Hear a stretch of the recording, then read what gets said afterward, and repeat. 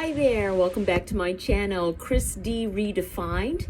It is August 24th, and I'm mentioning the date because today is my son's birthday. He's turning 21, and if you have at all followed my channel, you know that I am estranged from my son. He and I have been estranged it's coming up on 6 years. On somewhere in September, I forget, I think it's the second week of September this year, it will be the 6-year anniversary that he and I kind of separated, and I basically lost my son. And so I wanted to touch base because obviously if you're an estranged parent, anytime your estranged child has a birthday, it's an emotional day. I've been busy.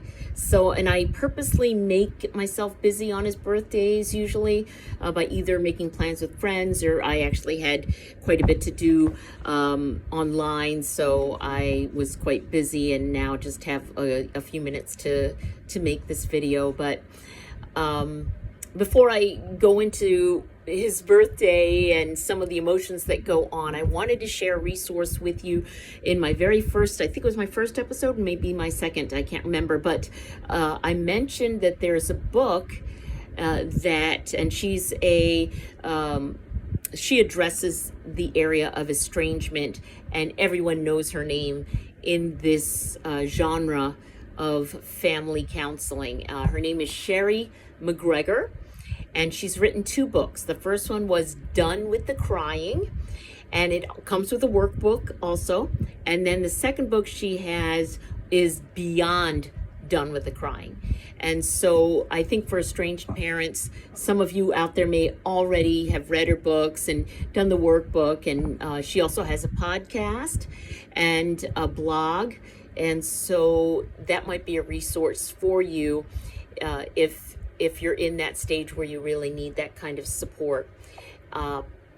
Let me circle back to my son, and then I'll get back to Sherry McGregor actually, and some other resources for you. So my son is turning 21 today, shortly into his sophomore year at high school. In high school, he and I don't know what happened.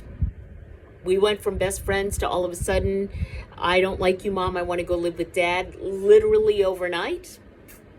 And he went to go live with Dad. I thought it would last 3 or 4 months, and he would be back to my house part-time, and he never came back.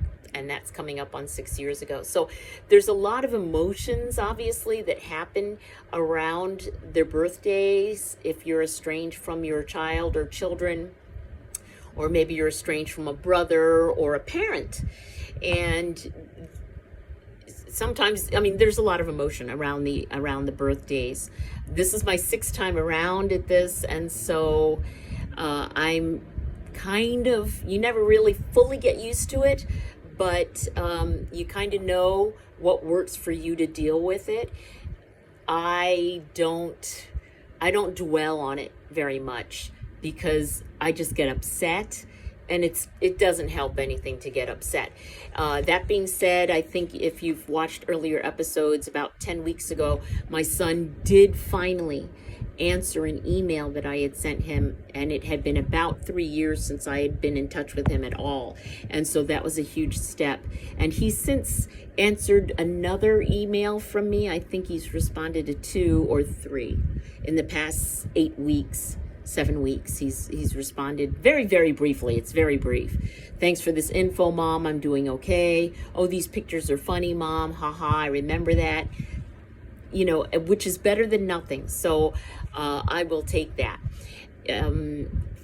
So how to deal with birthdays. I have a different way of dealing with my estrangement, and that's why I created the channel. Obviously, you know, I moved to Portugal because the island of Maui, everything reminded me of my son. When you raise your child on a small island or akin to a small town, everywhere you go, you pass by the school, you pass by the Jamba Juice, you pass by the grocery store where you always would shop together. You can't get away from it.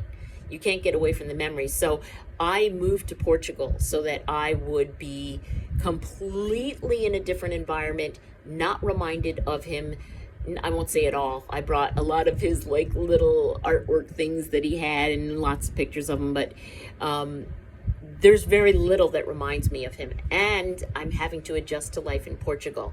Everything from, you know, how to renew my residency card to where is, you know, the tax office. Luckily, it's right around the corner. I just happened to choose an apartment around the corner from the tax office, so I don't have far to go there. You know, to how do I catch the bus? How do I buy a bus ticket? You know, everything. Even sometimes buying a cup of coffee when you want your coffee a certain way can be complicated. And I also go to school full time. I'm going to start up classes in October, and a couple earlier episodes show me on campus, but at school at the University of Lisbon. But so I had to get away. That was my way of dealing with it. I got far away and nothing in Portugal, save for, you know, when some boys are getting out of school and you see a group of boys, and then it reminds me of my son. But outside of that, I don't, you know, I'm not reminded of him at every turn, and people aren't asking me about my son every 2 minutes. So that has really helped my mental health, really helped it. So that was the way I dealt with it. And I also have a different perspective now. So getting back to Sherry McGregor's books, Done with the Crying and the Workbook, and her second book, I bought the first book, I bought the workbook, and I even joined, I'll give you some more resources here. I think there's a group on Facebook called Mothers of Estranged Sons, and there's thousands of parents on there, mothers on there that are sharing stories, and it helped me kind of. I'll say this: when you're going through it and you're really very intensely sad, you're looking for people that understand you and understand, you know, you don't want to feel alone in this, and you want people to understand. And so I was looking for authors and podcasts and Facebook groups, something that could help me deal with my sadness and my depression. And it did for a number of months. I did turn to that resource of both, you know, the Facebook page and Sherry McGregor's books, went through them, read them. And what I found is after a few months, every time I would jump on the Facebook page for that group, I would get more depressed, more angry. Parents were really angry on there, and incredibly sad. And then that would trigger my sadness. And then Sherry McGregor's books, although a great resource helping you to kind of move through the sadness and get to a different place with it, it also, in the end, reminded me that I didn't have my son. And so I got sad.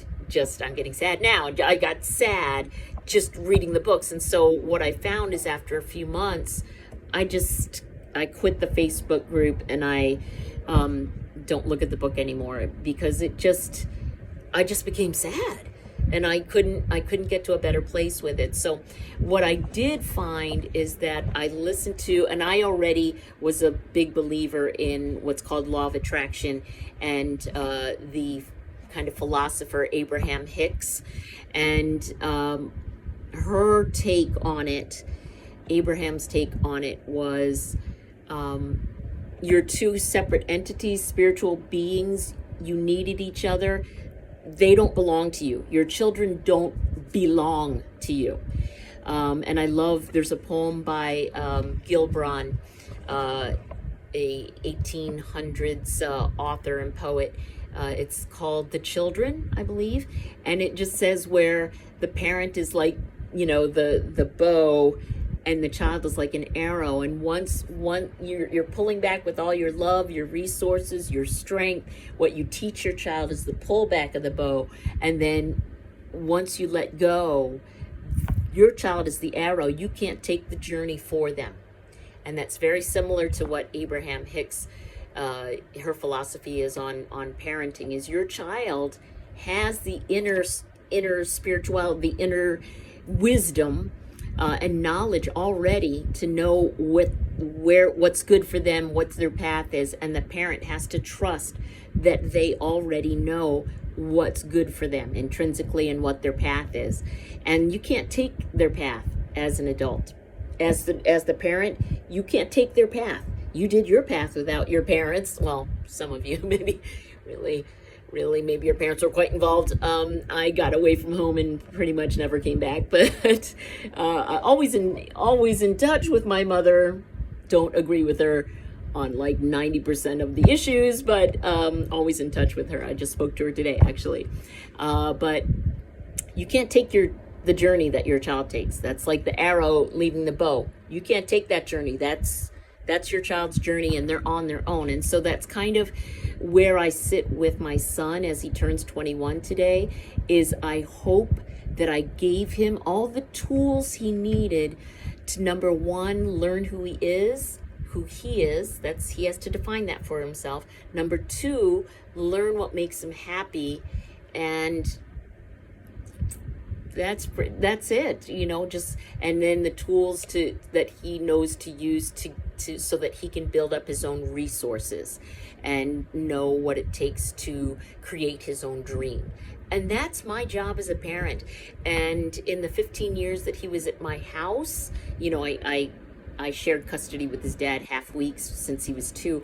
While he was with me, I tried to teach him those things, to trust himself, look at things, use your own wisdom. And I was a strict parent.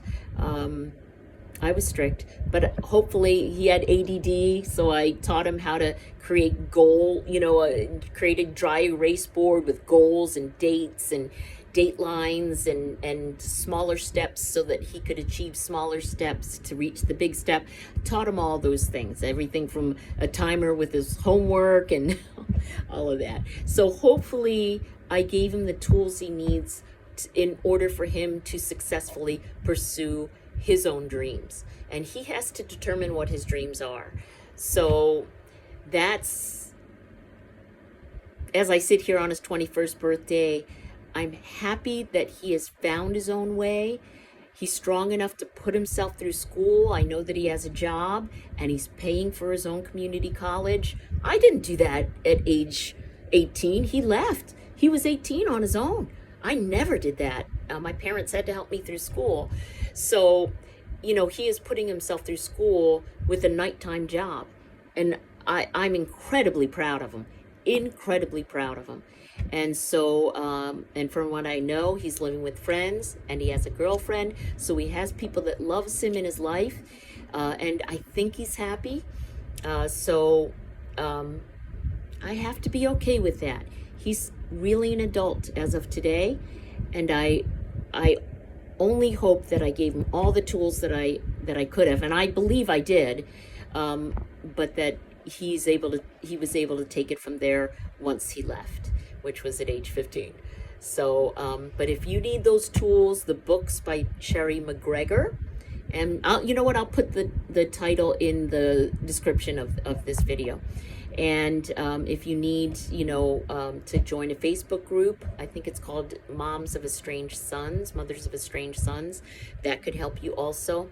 Again, I did that for a few months, and then after a while, it just would make me sad, so I stopped. But that might be a resource for you if you're at that point where you need others and you need other support systems. Always be ready to ask for a support system. And I hope this helped you. Hit subscribe. I hope this has helped you. And we'll see what I do for the next episode of Chris D. Redefined.